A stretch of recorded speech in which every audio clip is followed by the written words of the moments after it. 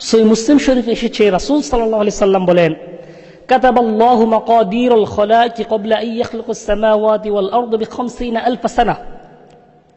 আসমান জমিন সৃষ্টি করার 50,000 বছর পূর্বে আল্লাহ সুবহানাহু ওয়া তাআলা সকল সৃষ্টির ভাগ্যলিপি নির্ধারণ করে দিয়েছেন।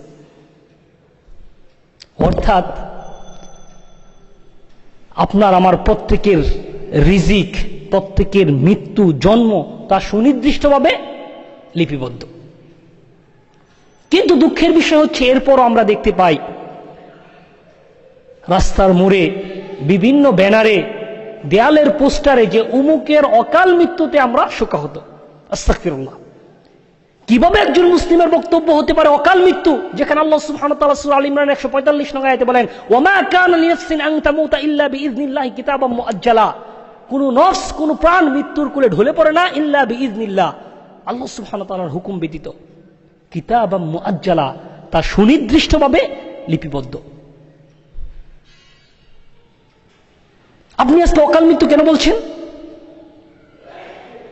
যে আমার ছেলের বয়স 25, সে এখন কেন মারা যাবে?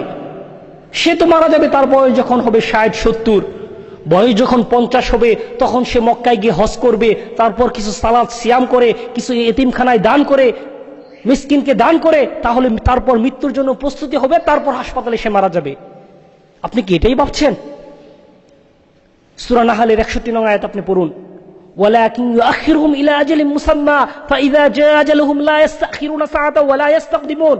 আল্লাহ সুবহানাহু ওয়া তাআলা বলেন, আল্লাহ সুবহানাহু ওয়া তাআলা প্রত্যেককে একটা নির্দিষ্ট সময় পর্যন্ত অবকাশ দিয়ে থাকেন। ফাইযা জাআ আজালুহুম লা ইস্তাখিরুনা সাআতা ওয়া লা ইস্তাকদিমুন।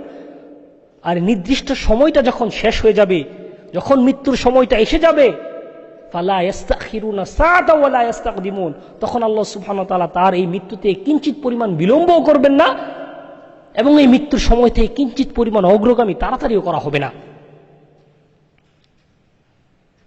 তাই দুনিয়ার জীবনে আপনার আমার সন্তান হন অথবা পরিবারের কেউ হন, সে অসুস্থতায় মারা যাক অথবা দুর্ঘটনায় মারা যাক, সে যে কোনো বয়সে মারা যাক, আপনাকে আমাকে বুঝতে হবে এটাই আল্লাহর ফয়সালা।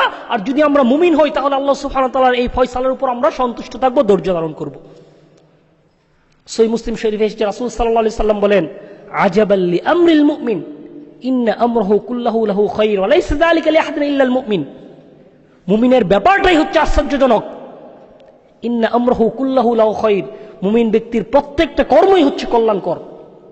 ওয়া লাইসা যালিকা লিআহাদিন ইল্লাল মুমিন, কিন্তু মুমিন ব্যতীত অন্য কারো জন্য প্রত্যেকটা বিষয় কল্যাণকর নয়।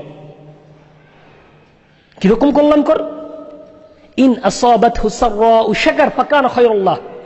মুমিন ব্যক্তির জীবনে যখনই কোনো সুসংবাদ আসে তখন সেই ব্যক্তি আল্লাহ সুবহানাহু ওয়া তাআলা শুকরিয়া আদায় করে, ফাকানা খায়রুল্লাহ, এটা তার জন্য কল্যাণকর হয়ে যায়।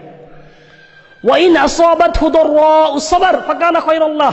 মুমিন ব্যক্তির জীবনে যখনই কোনো দুঃসংবাদ আসে তখন সে সবর করে, ধৈর্য ধারণ করে, অবিচল থাকে, ফাকানা খায়রুল্লাহ।